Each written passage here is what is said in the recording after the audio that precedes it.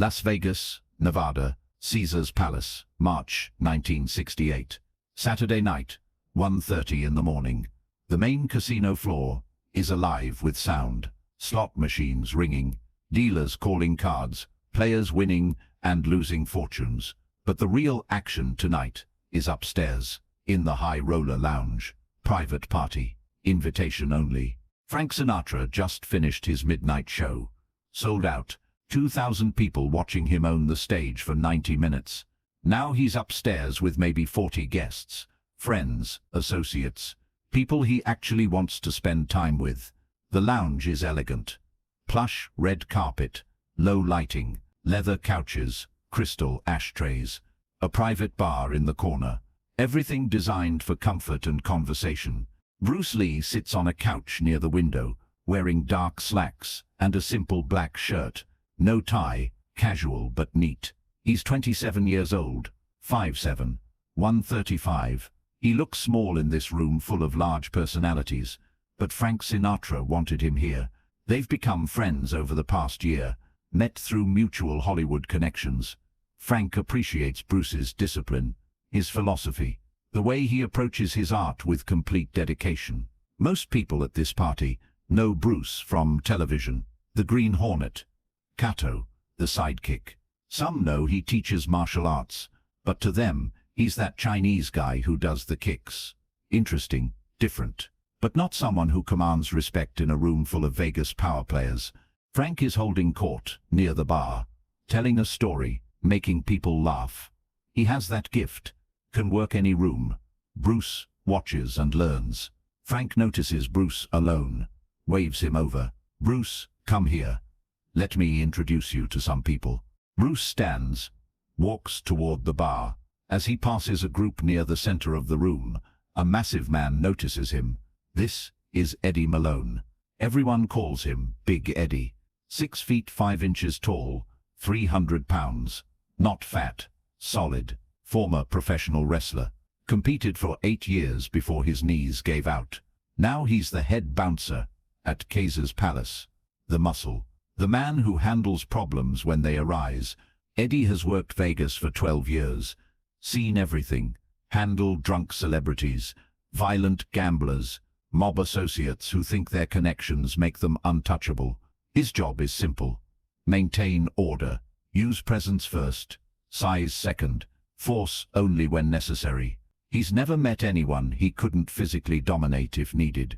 Size and strength have always been enough. Eddie sees Bruce walking past. Looks at him like you'd look at a child, trying to sit at the adult table. He's been drinking scotch all night. Not drunk, just loose, uninhibited. He calls out to Frank. Hey Frank, this little guy one of yours? Frank turns. Sees Bruce, smiles. That's Bruce Lee. Finest martial artist in America. Maybe the world. Subscribe. Turn on notifications, like the video, and comment. More true Bruce Lee stories are coming. Eddie laughs. Loud. Genuine amusement. Martial artist. Frank, look at him. He's what? $130. I've thrown out bigger cocktail waitresses. The group around Eddie laughs. Not maliciously. Just going along with Big Eddie's energy. This is Vegas. Everything is performance. Eddie continues. Frank, you need real security. Call me. This little guy couldn't bounce a beach ball. Vegas needs real muscle, not movie tricks. The lounge goes quiet. Conversations pause. People turn to watch. This is interesting. Big Eddie just challenged someone. Frank Sinatra vouched for, in Frank's party. That's bold, disrespectful even. Frank looks at Eddie. His expression doesn't change, but his eyes sharpen. Frank Sinatra doesn't appreciate people disrespecting his guests. He's about to say something when Bruce speaks. Bruce's voice is calm, quiet, but clear. You think martial arts is movie tricks. Eddie grins, sets down his drink. I think you're a talented performer, good for television. But real fighting, against real size, that's different. Bruce nods slowly. Would you like to know the difference between performance and reality? Eddie spreads his arms. Sure, kid. Show me what you got. Frank holds up a hand. Eddie, this is a party. Bruce interrupts gently. It's all right, Frank. This will only take a moment. He looks at Eddie. Not a fight. Just a demonstration, to show you what martial arts actually is. Eddie laughs again. All right, little man. Demonstrate. He moves to an open area of the lounge, 20 feet of clear carpet. People step back, forming a loose circle, everyone watching now. This is Vegas entertainment. Eddie drops into a wrestler's stance. Knees bent, arms ready. 300 pounds of muscle and experience. He's handled bigger men than himself in the ring. A 135-pound martial artist should be simple. The size advantage is absurd. Bruce stands relaxed, hands at his sides, feet in a narrow stance. No obvious guard, just standing. The contrast is stark. Eddie looks like a bear. Bruce looks like a dancer. Frank watches from the bar. Curious, concerned. He knows Bruce is skilled, but Eddie is massive. Legitimately dangerous. Frank says, Bruce, you don't have to prove anything. Bruce glances at Frank, smiles slightly. I know, but he needs to learn something tonight. Eddie says, whenever you're ready, kid, try to move me. Bruce says, I'm not going to try to move you.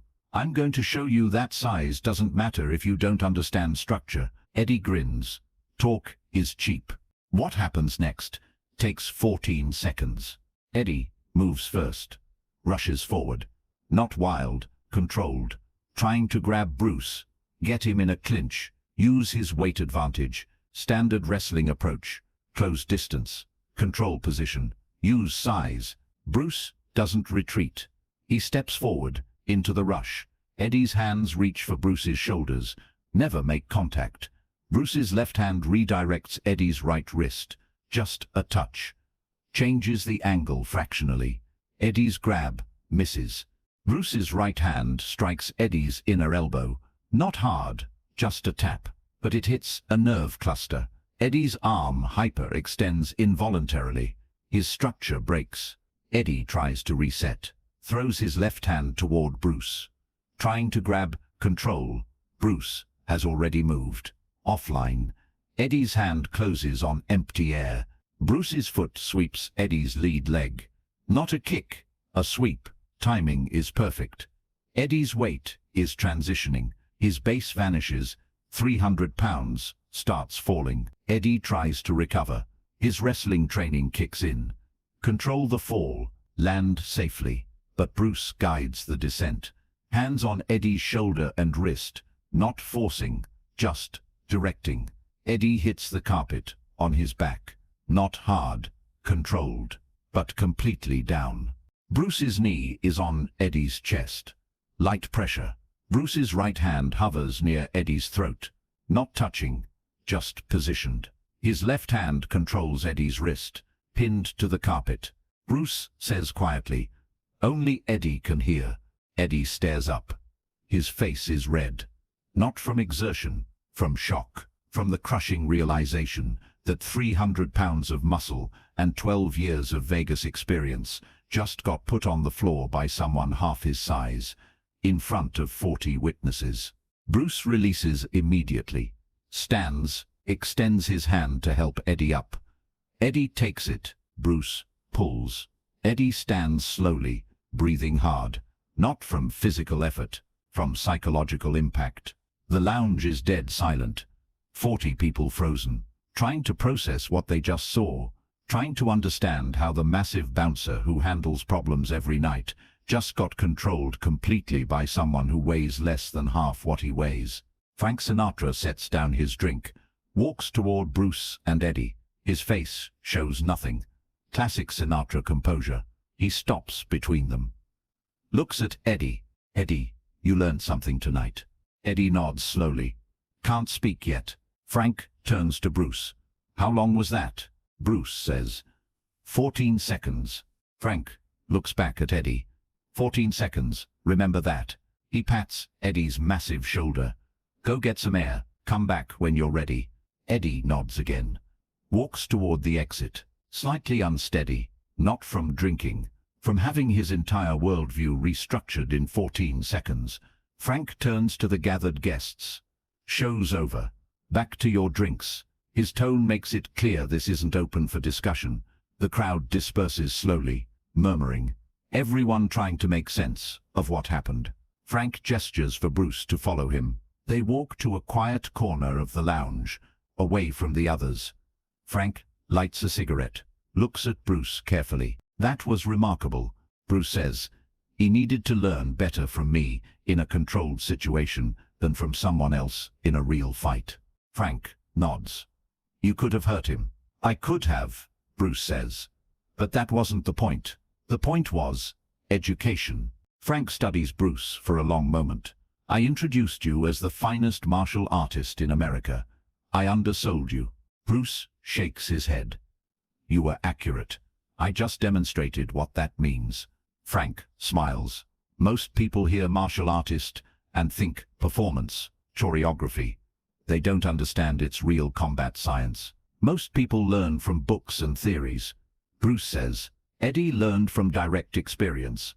He'll remember this. 20 minutes later, Eddie returns. He's composed now, processed what happened. He walks directly to Bruce, extends his hand. I apologize. I was disrespectful. You proved your point. Bruce shakes his hand. No apology needed. You tested something you didn't understand. Now you understand. Eddie says, I've been bouncing for 12 years. Size and strength have always been enough. How did you do that? Bruce says, you rely on size. I rely on structure. When I broke your structure, your size became irrelevant. You couldn't use your strength because you couldn't maintain your base.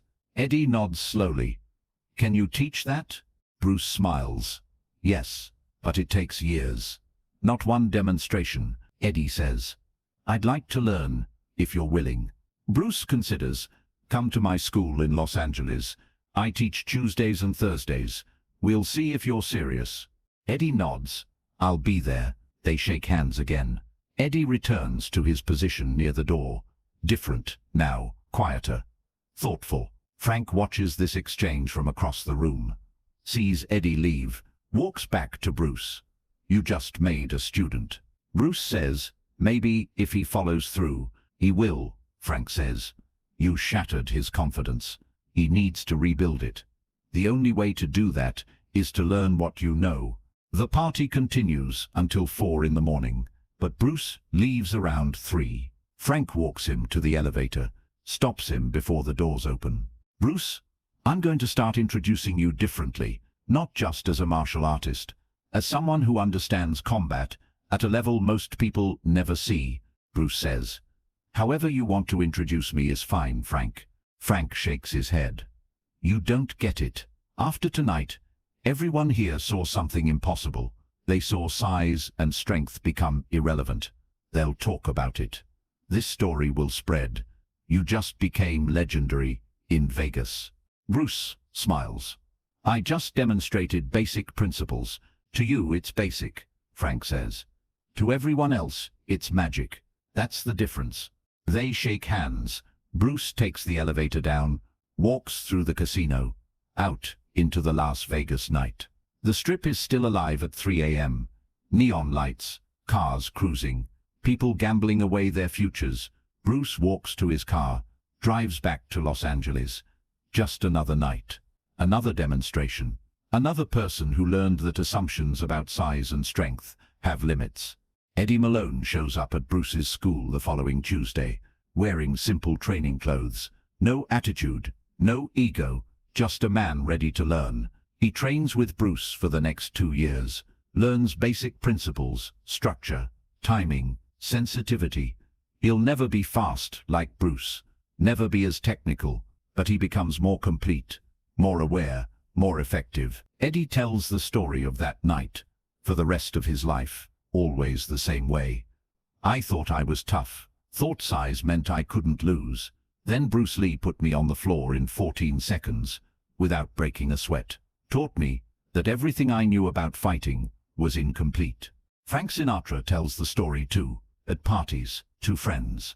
To anyone who asks about Bruce Lee, I watched Bruce handle a 300-pound professional wrestler like it was nothing. 14 seconds, most impressive physical demonstration I've ever witnessed. The story spreads through Vegas, through Hollywood, through the entertainment industry, gets exaggerated like all stories do. Some versions have Eddie knocked unconscious. Some have Bruce fighting 5 bouncers. The usual distortions. But people who were there know the truth. 14 seconds that changed how Frank Sinatra saw Bruce Lee, changed how Eddie Malone understood fighting, changed how 40 witnesses thought about size and strength and martial arts. Bruce never promoted the story, never mentioned it in interviews, just another demonstration, another opportunity to teach, another moment that proved what he'd been saying all along. Size doesn't matter if you understand principles, but for Frank Sinatra, it became a defining memory, a moment when someone he already respected revealed depths he hadn't fully understood. After that night, when Frank introduced Bruce Lee, he never said martial artist. He said, the most dangerous man I've ever met, regardless of size. That introduction opened doors, created opportunities, spread Bruce's reputation through circles that mattered. All because of 14 seconds in a Las Vegas lounge. 14 seconds that proved to Frank Sinatra and 40 witnesses that everything they thought they knew about physical dominance was based on incomplete understanding. Eddie Malone still works at Caesar's Palace, 30 years later, older, slower, but wiser. He still tells the story, still teaches younger bouncers what he learned. Don't assume size wins. Don't assume strength wins. Understand your limitations. Respect people who know things you don't. I learned that the hard way, from a 135-pound man who put me on the floor in front of Frank Sinatra. 14 seconds. One demonstration. One lesson. One story that outlived everyone involved. Subscribe. Enable notifications. Like the video, and comment below which Bruce Lee moment surprised you most.